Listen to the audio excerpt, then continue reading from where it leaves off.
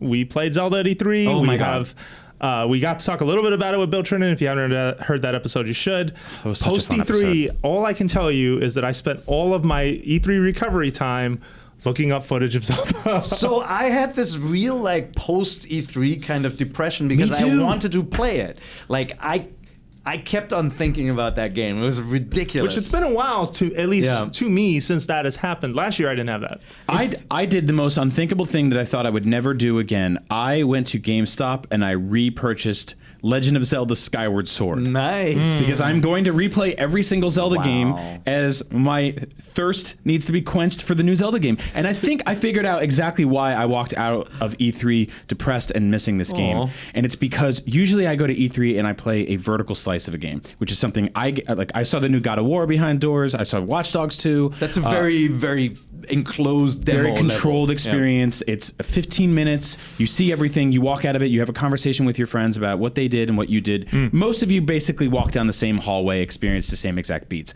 Zelda, every single one of us who walked out of there saw different things, played different things, interacted differently, had fought different characters, found different items. You found a fire rod. I was like, what? There's a fire rod? People were telling me about, like, I had made it in my demo, I made it to the ice area, and then the timer came up that said, thanks for playing. And I was like, bring me back in there. I could not and yelled at the lady. I could not stop thinking about this game, and I was like, what will scratch my itch in the meantime? Is it more Zelda? Yeah, I can go back and play Twilight Princess, which I'm doing in HD, and I'll play Skyward Sword afterwards. We'll replay every Zelda game before next year. And we'll be recording more High Roll Times as a result, right? Because we want to have basically a segment on the show where we kind of deep dive on these games. But we've been looking for something to replace this Zelda. None of those are open world. No. It's like, and then open world games Skyward aren't. comes close. Just as long as you don't douse. Skyward and exploring does work, but don't douse. But yeah, so the worst thing is just the reminder. You gotta douse. They make you douse. I can't believe I said that. You gotta do it. I'm so sorry. I'm so sorry. He's new. But the reminders, like they're just all these reminders of the game in real life. We're here. Yeah, you're gonna make it back. Like I drove last week. I drove to VidCon, right? And so I passed by Magic Mountain, and it like, if you remember the episode with Bill, like to me seeing all the stuff in the distance in Zelda was like driving past an amusement park, and like you can't go there right now, and you're like, I want to go there someday. I wonder what it's like to sit on that terrifying looking thing, right? Yeah. And like, do you remember all the stuff in the background?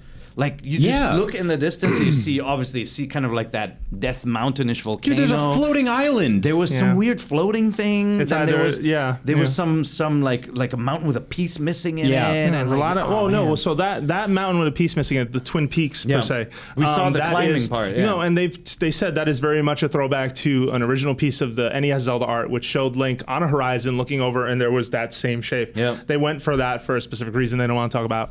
A lot of it seems to hint at some sort of a timeline convergence, because you have something like the Temple of Time, and Link has been asleep for 100 years, but at the same time you have Koroks, and you have like the shrine to the goddess sitting inside the Temple of Time. That wasn't there before. Plus the old man who's very evocative of the first Zelda, or possibly the art style in Wind Waker. Maybe he's the king from there. There's also rock salt you can find, which has people wondering, is this the remains of like the sea ocean? Basically the ocean lowered and we're back. Although that would be weird to me, because Wind Waker ended on a positive note, so you have to tell me, how did this calamity happen that then kind of obliterated everything? Because for the most part, Great Plateau, you don't find much. You don't find many people or many things. Where does Phantom Hourglass take place? on the plate of spaghetti that is the Zelda timeline. I think it'll break your brain if you try to put it together. No, you can't. But I do feel like there will be consistency with a game. Like, it's just, the setup is just so different. It's no longer, hey, this boy grows up in this village and they find out that he may have this like special power through reincarnation, blah blah blah. This game starts with dude gets resurrected in this weird chamber, you know, like, which means bad things may have happened. Something happened, and like, remember, Ganon gets sealed and somebody releases him. Who released Link? Like, what's going on? I don't know. Why was he asleep? Well, and you hear the female voice, which you assume is Zelda, right? Link. We don't know. I think what's the most intriguing about open your eyes. Open your eyes. What's most intriguing about this game is how familiar so much of it feels in a sort of classic Legend of Zelda feeling, like from the art style to just being Link again, but also how completely new and different it is. Like, actually controlling it is, for the first time in Zelda history, took me a minute to really understand. Did you throw your sword? I was throwing my sword. I was jumping the wrong way. I was like, just climbing things incorrectly. Like just moving around. All the buttons changed. Everything's changed. Yeah, jumping was one part of it too. No, if you're watching videos, it took me about a minute and a half to get into it. But it's like even accomplished players will do the wrong things. Like you're like, I know how to lock on, but suddenly you're throwing your sword, or you don't realize that doing the backflip and doing like the sword, like lurching forward with a sword, is now using a jump button. Yeah. And it takes just a little time, and then it feels very liberating, feels really cool. Yeah. So I don't want to. I want Brian to finish his thought on anything, because I know he has somewhere he has to go. Yeah, I'm hopping over to Game Scoop next. This is like when people jump from show to show. You've been scooped from us. So I cannot stop thinking about this game, and I think it's because of how interesting and new the combat felt. Traversal is its own thing, and we'll get there when we get there, because they showed us 1% of this game at E3, which is so exciting and terrifying, and it's awesome. But combat is something that I found so new and so interesting, because you are never married to your item anymore. Like, it wasn't like, I got my sword lasts forever, I'm good. I was using clubs and spears and things that would break, and then I would be in a combat scenario where I'm like, I don't know how to take this guy down, and I'd find an acorn and all of a sudden start slingshotting and stuff like that.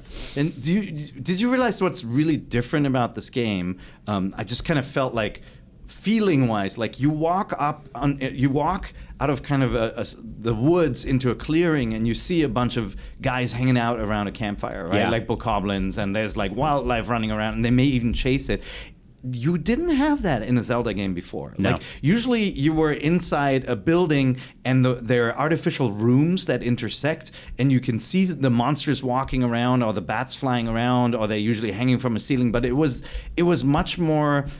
It didn't feel like you were coming upon a living world the same way, right? Like, and even in a lot of games, the enemies would fade in. Like, think of Majora's Mask, where you can roll around as the Goron in the landscape. Yeah. Like, the enemies would fade in last minute. But here, you can see stuff far away, and like, oh, I'm gonna snipe this guy, or I'm gonna sneak up, or I'm gonna throw a bomb. Like, it really feels much more deliberate. I've been describing this game as a much more populated Shadow of the Colossus, rather than what people are seeing it as, which is a much emptier Skyrim.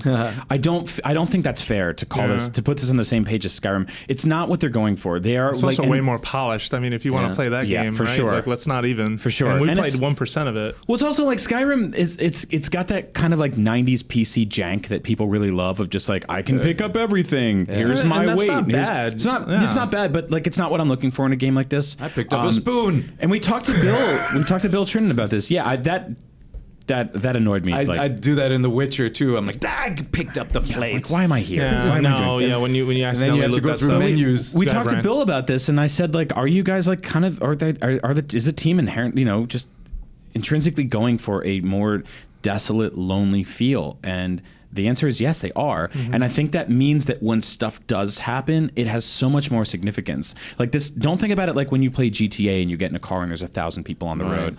Think about it as you are alone in this field, and that desolation and that loneliness.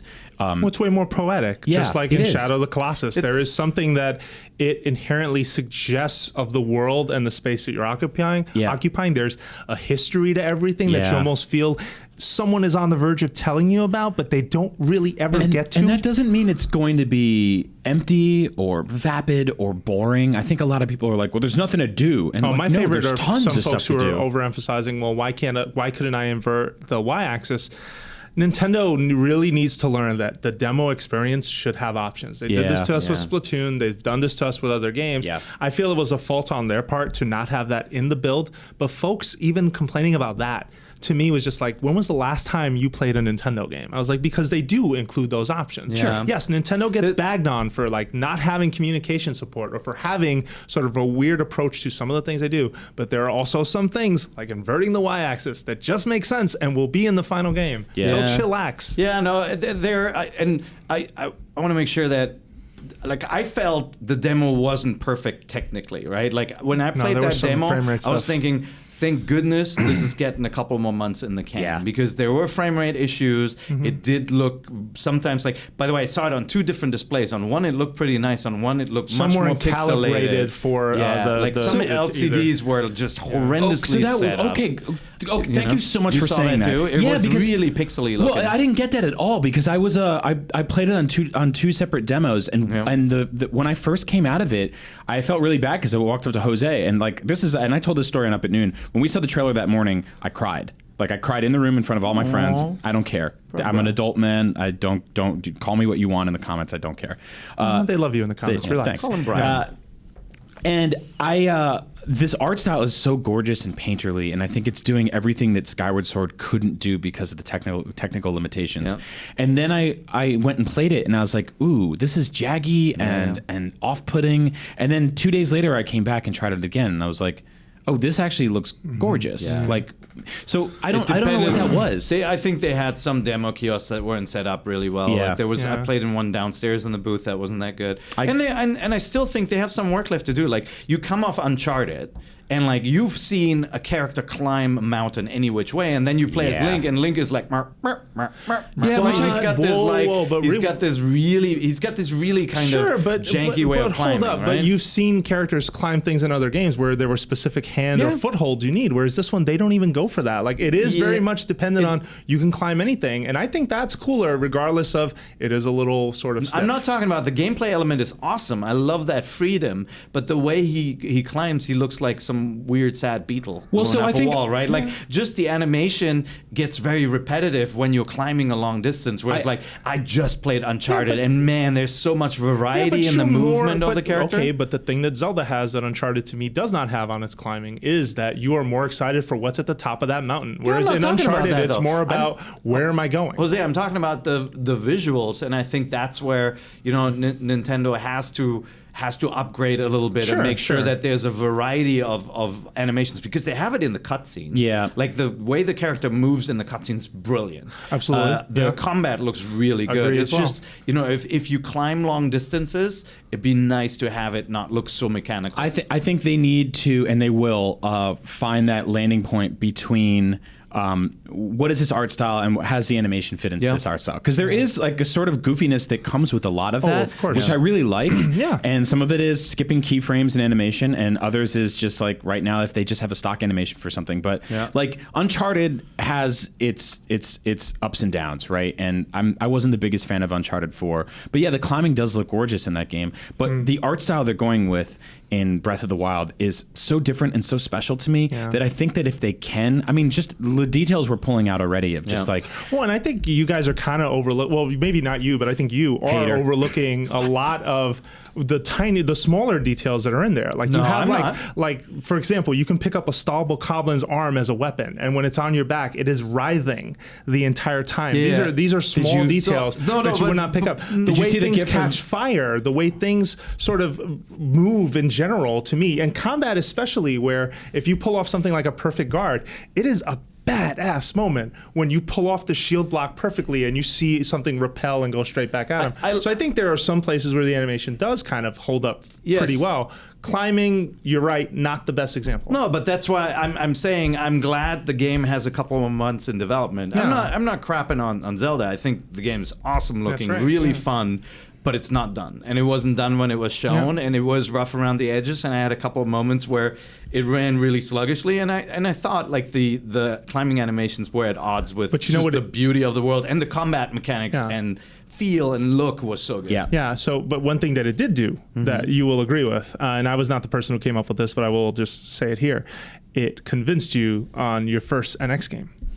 It sold you on your very first NX game. Yeah, that experience, 100%. The amount of promise. Do you have to run? Yeah, but I was going to say, you're gonna stay? Of course, I'm going to buy an NX. Yeah, no, but just the idea that like your first investment on an NX, the first game you're going to get is going to be a pretty good game. No, and I've said this before on the show, but like, I mean, it wasn't the the prettiest looking game, but playing Twilight Princess on the Wii when it launched after, bowling and Elebits and some of the other very kind of shallow experiences. And I know that like Wii Sports was, pretty robust if you got into it. But to sit there and have like a 60-hour game to play at the console launch was awesome. And I'm incredibly excited for that to happen again. And I have no idea how this game's going to look on the NX. I assume it'll look even better, which like I'm just enamored with already. So if the bring rumors it on. are true and this thing is at least Xbox One, PS4 level, somewhere in between them even, that says a very good thing. And hopefully, like just the anti-aliasing will be gone, the staircasing effect will be gone. It's probably not going to affect the animation game, but it will affect like sort of what you see over distances. Because another thing that I haven't heard either one of you point out is how much pop-up was happening. Yeah, there was a lot. There was a significant Kinda amount like of fade that. in the field. I think everybody needs to remember that at the end of the day, the box of this game is going to have the Nintendo logo in the corner, and they've never shipped a janky, busted-ass Zelda before. Yeah. They will make this right, and they will get it right. And as we've said before, NX is going to support Amiibo. This game supports Amiibo. NX That's the gonna thing give it that to you. NX going to give it to you. I got to run, guys. I love you.